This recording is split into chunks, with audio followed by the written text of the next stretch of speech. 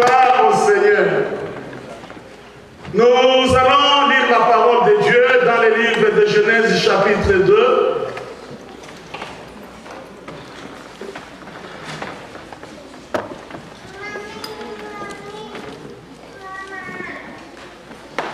Le livre de Genèse, c'est le premier livre de la Bible, le premier livre de l'Ancien Testament, le premier livre de Moïse.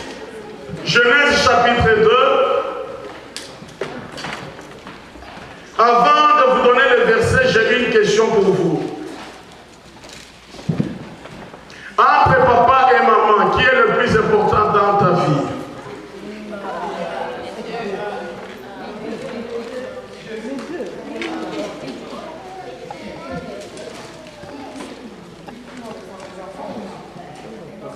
Non, tout le monde a quand même ses parents. Même si on a grandi, on a ses parents, n'est-ce pas? Je pose la question à tout le monde. Entre papa et maman, qui est le plus important dans la vie? Dieu. Les deux.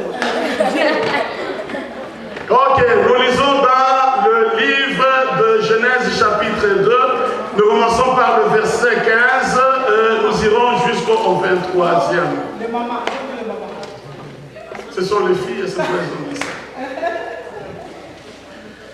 Chapitre 2, verset 15 au verset 23.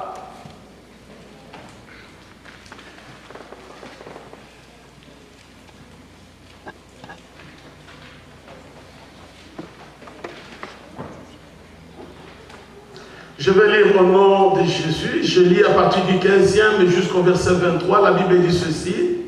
L'Éternel Dieu prit l'homme et le plaça dans le jardin d'Éden pour le cultiver et pour le garder. Verset 16. L'Éternel Dieu donna cet ordre à l'homme. Tu pourras manger de tous les arbres du jardin, mais tu ne mangeras pas de l'arbre de connaissance du bien et du mal, car le jour où tu en mangeras, tu mourras. L'Éternel Dieu dit. On est ensemble? Amen. Qu'est-ce que Dieu a dit? Il n'est pas bon que l'homme soit seul. Ensuite, Je lui ferai une aide semblable à lui. Amen. Il n'est pas bon que l'homme soit seul. Je lui ferai une aide semblable à lui. Qui a dit? Dieu. L'Éternel Dieu. Verset 19. L'Éternel Dieu forma de la terre tous les animaux de champ et tous les oiseaux pour voir comment il les a... Alors, non, j'ai sauté. L'Éternel Dieu forma de la terre tous les animaux de champ et tous les oiseaux du ciel et les fit venir vers l'homme pour voir comment il les appellerait. Et afin que tout être vivant portât le nom que lui donnerait l'homme. Verset 20. Et l'homme donna des noms à tous les bétails, aux oiseaux du ciel et à tous les animaux de champ. Mais pour l'homme, il ne trouva point d'aide semblable à lui. 21. Alors l'Éternel Dieu fit tomber un profond sommeil sur l'homme qui s'endormit. Il prit une de ses côtes et referma la chair à sa place. L'Éternel Dieu forma une femme de la côte qu'il avait prise de l'homme et l'amena vers l'homme. Et l'homme dit, voici cette fois celle qui est os de mes os et chair de ma chair. On l'appellera femme parce qu'elle a été prise de l'homme. C'est pourquoi l'homme quittera son père et sa mère et s'attachera à sa femme et ils deviendront une seule chair. C'est la journée de maman. Vous savez, si vous voulez connaître les commencements de toutes choses, allez dans le livre de Genèse. Vous voulez savoir comment la terre a existé, allez dans le livre de Genèse. Vous voulez savoir comment le gouvernement a commencé, il faut aller dans le livre de Genèse. Vous voulez savoir comment la tribu d'Israël a commencé, allez dans le livre de Genèse. Genèse signifie d'ailleurs le commencement. Alors c'est pourquoi nous sommes allés là-bas pour voir qui est important entre papa et maman.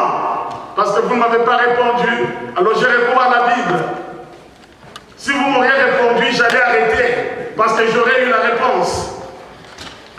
Et ce que nous voyons ici, la Bible nous dit comment le premier couple a commencé.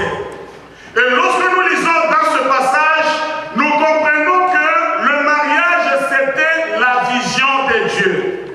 C'est pourquoi le mariage est beaucoup combattu. C'est une institution que Dieu lui-même a commencé. Il a initié. Il a créé la terre et les cieux. Il a créé toutes les choses. La Bible dit, chaque fois qu'il avait créé, le prochain jour avant encore de créer, il regardait lui-même. Il regarde et dit, tout ce que j'ai créé est bon. Quand il a dit c'est bon, il crée encore une nouvelle chose. Au lendemain, avant de commencer, il regarde et dit, tout ce que j'ai créé est bon. Et puis il a créé l'homme. C'est alors qu'il dira pour la première fois, il n'est pas bon que l'homme soit seul. La seule chose qu'il remarque et qui n'est pas complète dans sa création.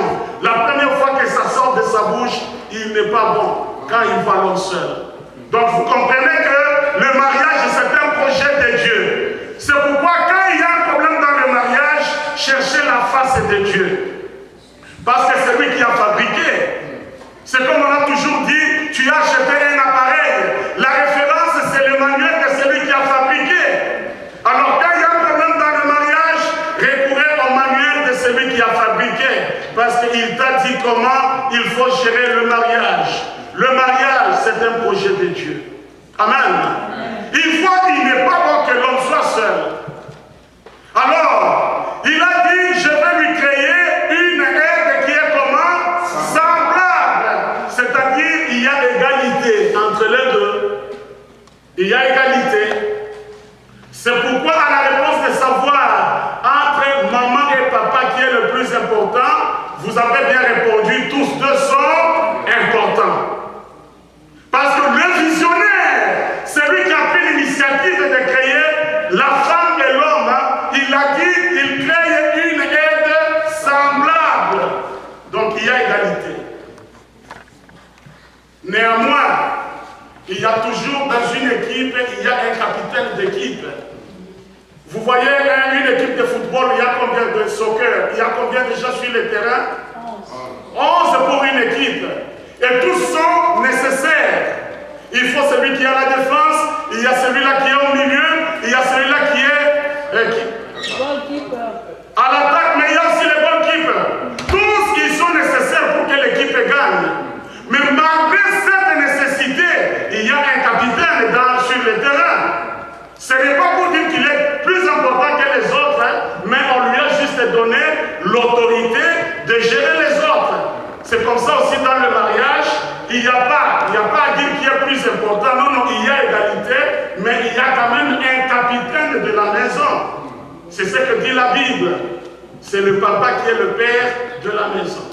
Amen. Amen.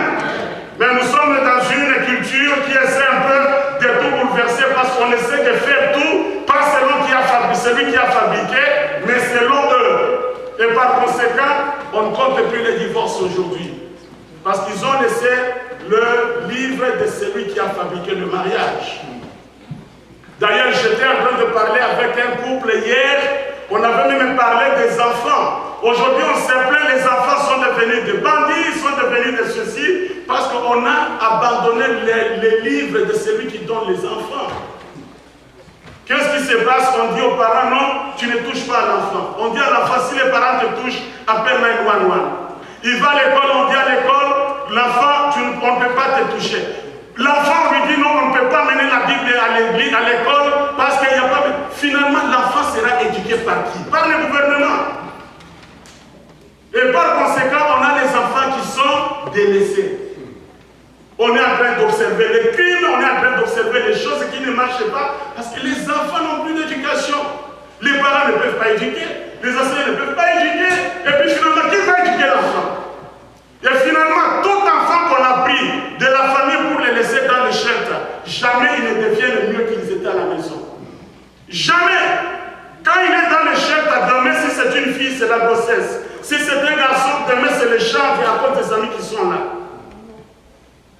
La femme de la société est en train, parce qu'on est allé en dehors du livre de celui qui a fabriqué. Le manuel de l'utilisateur, c'est ça. Vous voulez voir comment la famille doit aller dans le livre de Genèse. Et vous allez voir les débuts de toutes choses. Amen. Pour revenir à ce que nous disions avant, nous disions que entre papa et maman, ils sont tous égaux et ils se complètent. Dieu n'est pas un Dieu qui fait la duplication. Donc il crée un autre papa dans une autre forme. Non, non. Il crée une maman avec les qualités aussi différentes. Ainsi, les qualités de papa et les qualités de maman donnent une chaleur qu'il faut dans le foyer. Amen. Donc quand on voit le papa est là, on voit la maman est là, la famille est complète. Donc la vision de Dieu, c'est qu'il faut qu'il y ait un papa, il faut qu'il y ait une maman, et ainsi la famille est complète. C'est pourquoi, lorsque nous lisons dans le même livre de Genèse chapitre 4, je vais lire pour vous, verset 1. Genèse 4, verset 1, la Bible dit ceci. Adam connut Ève, sa femme. Elle conçut et enfanta Caïn.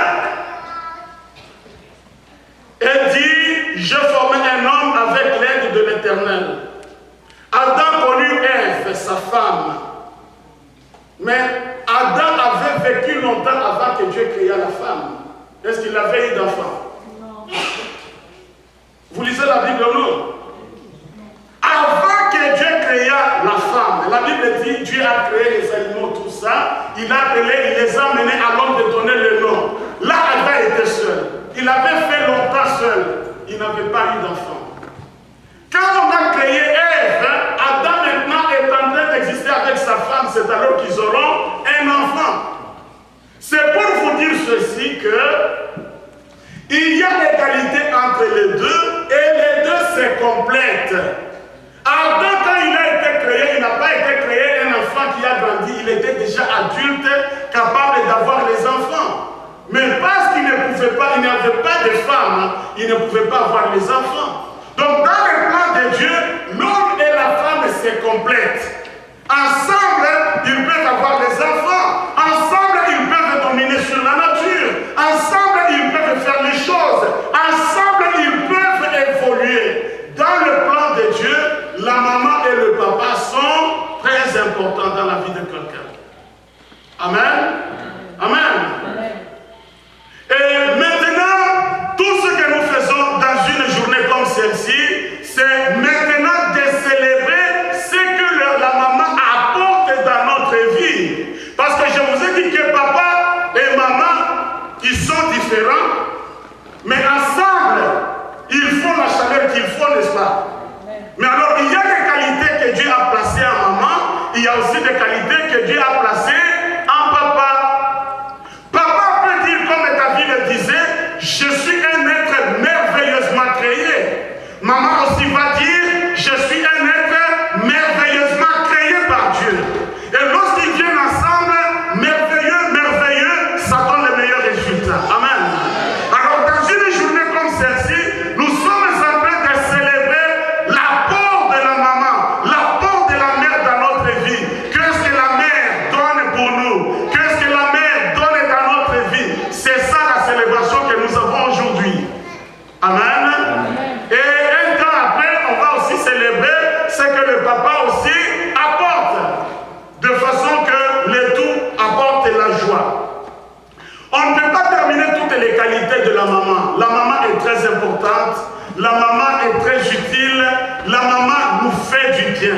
Mais ici, je vais juste donner quelques qualités de la maman, parce que je pense qu'on doit courir aussi, on va respecter le temps.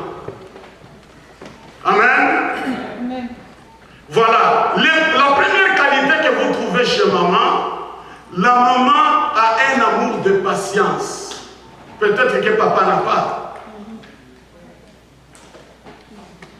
Parce que vous allez voir papa, s'il est temps d'aller quelque part, papa monte déjà dans la voiture.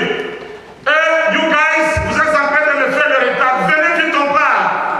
Mais la maman, la patiente d'abord. Oh non, tu n'as pas encore froid. Tu n'as pas encore porté les chaussures. Oh, tu n'as pas encore. Papa ne est déjà dans la voiture. Faites vite, vous me retardez. Hein? Mais la maman a un amour patient.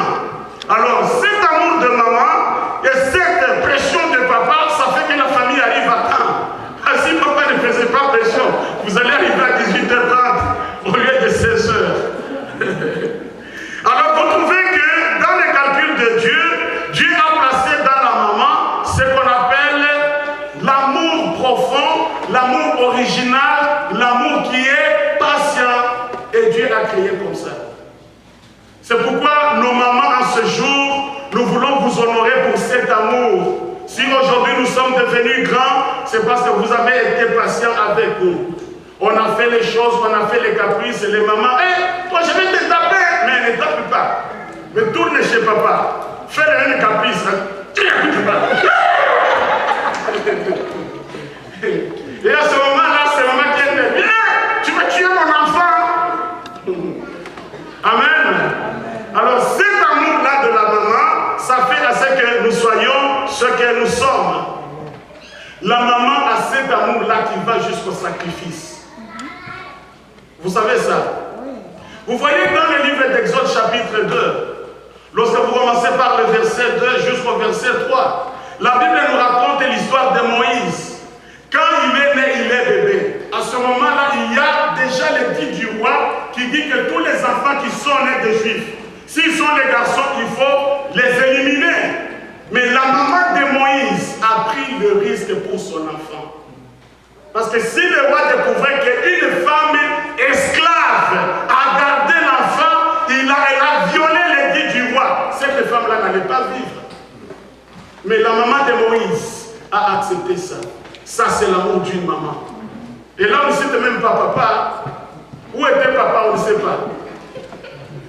L'amour de maman, Dieu a placé cet amour. En tout cas, les enfants, vous devez reconnaître cet amour et que cet amour reste en vous pour tous les jours.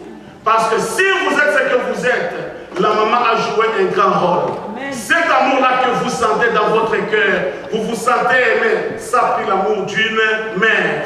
Et nous remercions le Seigneur pour les cadeaux qu'il nous a donnés à travers nos mamans. Amen. Amen. Nos mamans nous aiment parce qu'elles ont toujours un souvenir qui reste en elles. Toute la vie.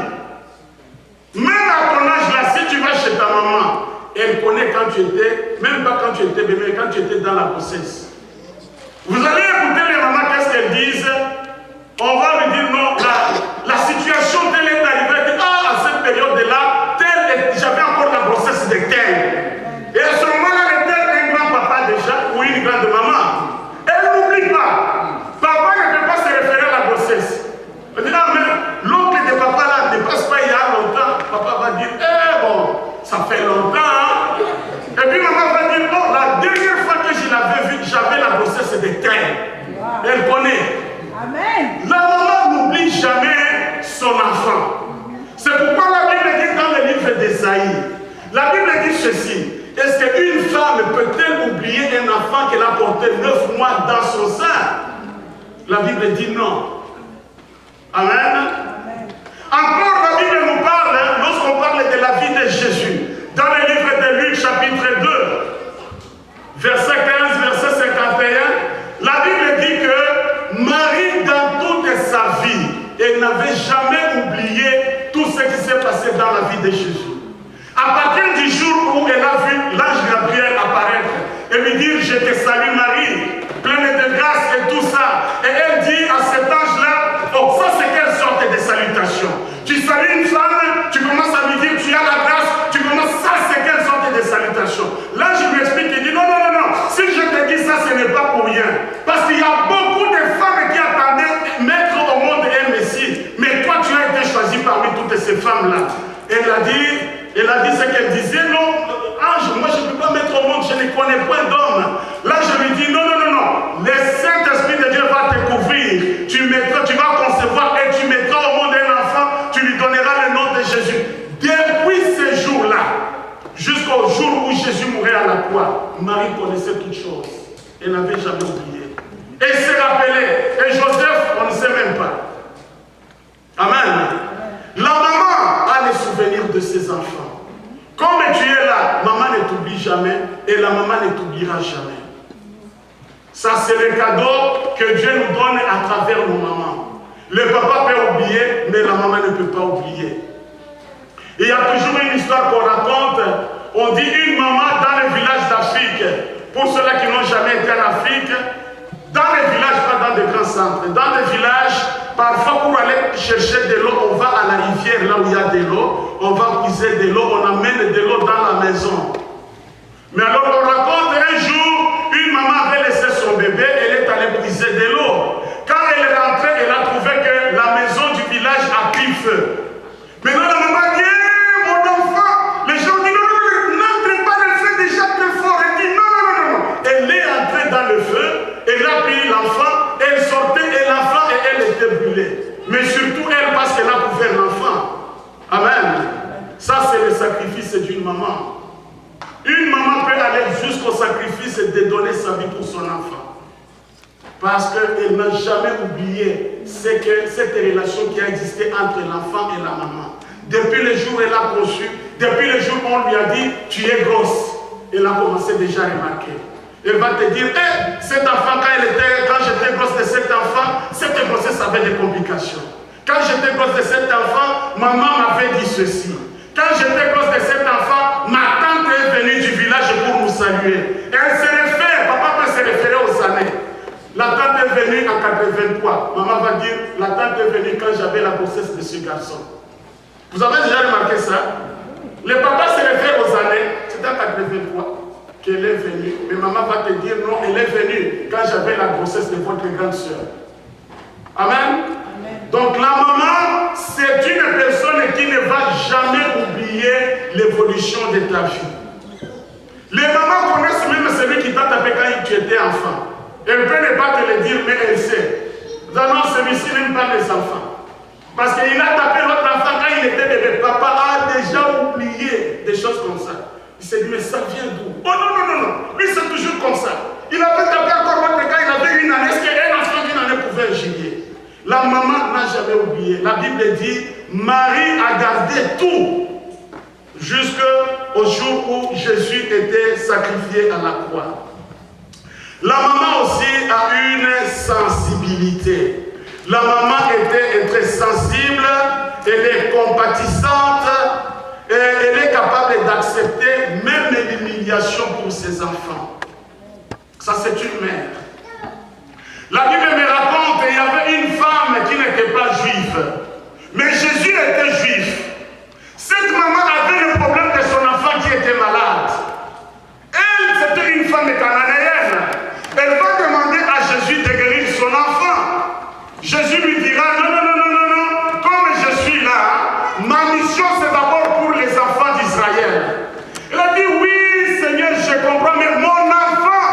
Jésus lui dit, écoute, il ne faut pas insister parce que les pains qui sont donnés aux enfants, on achetait les pains pour les enfants. On ne peut pas prendre ces pains-là et commencer à donner à des petits chiens. Si c'était toi que tu allais dire. Et tu pars. Si tu arrives, on dit non, pasteur, est-ce que tu peux prier pour moi? On dit non. Maman, ça c'est pour les enfants du royaume, mais pas pour les petits chiens. Si on te voit dimanche ici, tu es le seul.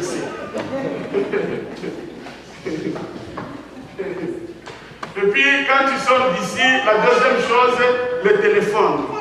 Bafininga. Et au téléphone en train de pleurer. C'est quoi? Bafininga. On m'a étudié. C'est quoi? Il y a des gens qui se disent les serviteurs de Dieu.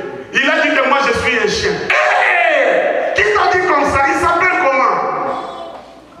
Mais cette femme-là, quand Jésus lui dit, non, je ne peux pas donner les pains qui sont destinés aux enfants, aux petits chiens. La maman était dans le besoin. Elle savait que si je quitte ici, mon enfant mourra. Elle devrait insister. Elle a dit, Seigneur, même les chiens qui ne peuvent pas prendre les morceaux restent toujours en dessous de la table. Comme ça, s'il y a des miettes qui tombent quand on casse les pains, la miette tombe, le chien va approcher. Alors moi, même si je suis un chien, mes enfants sont des chiens, nous n'avons pas les doigts, mais nous pouvons quand même ramasser ce qui tombe pour les juifs. Alors quand Jésus a regardé, Jésus as dit, ah, je n'ai jamais vu une foi comme celle-ci. Une foi qui est tenace, une foi qui supporte des paroles dures. Je vous dis, ça c'est une maman qui peut supporter des choses comme ça. Lorsqu'une maman est coincée, lorsqu'une maman comprend que ça peut aider mon enfant, elle peut accepter toute humiliation pour son enfant. Amen.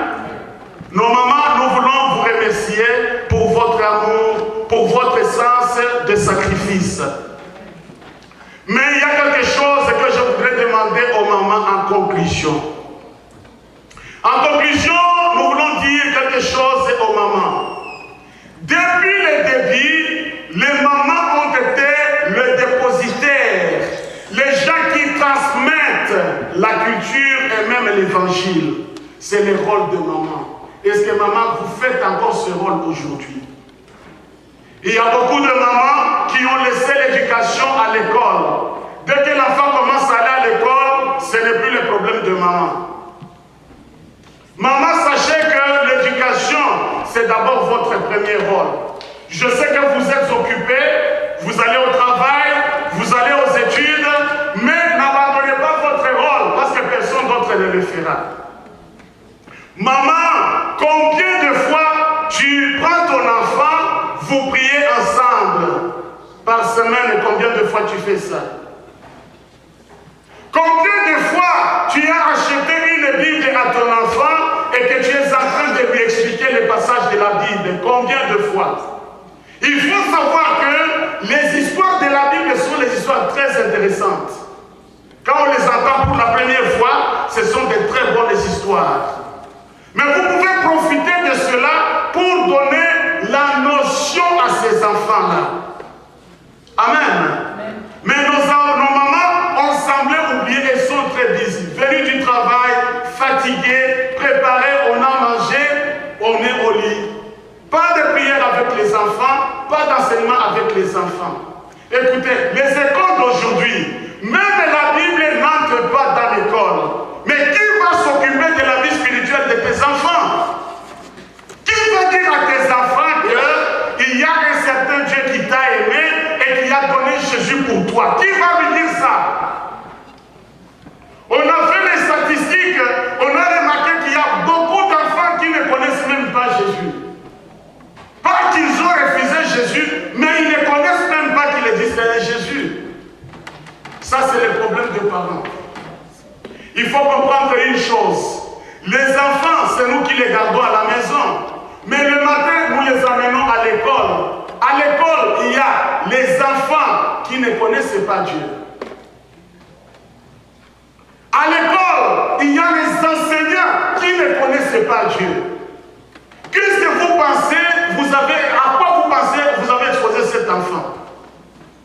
Qui part le matin, vous n'avez pas prié, vous ne lui avez rien dit de Dieu, vous l'envoyez à l'école. Si toi tu ne lui parles pas de ton Dieu, les gens de l'école vont lui parler de leur foi. Si toi tu ne leur parles pas de ta foi en Jésus, les gens de l'école vont leur parler de leur foi.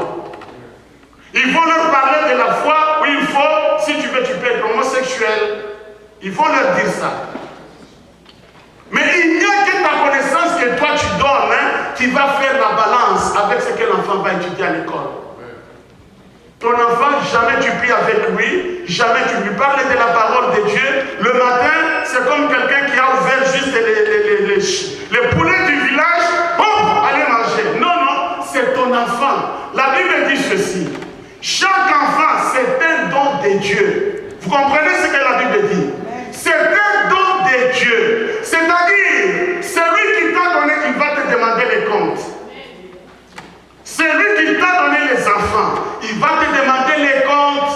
Comme quand tu as été créé à l'image de Dieu. L'enfant aussi a été créé à l'image de Dieu. Parle-lui de ta foi. Parle-lui de ta puissance, c'est où? Que l'enfant apprenne à prier. 1. L'enfant, tu ne pries pas avec lui. 2. Quand tu viens à l'église, l'enfant reste à la maison. Maintenant, tu veux que l'enfant ait la foi en Dieu. Où?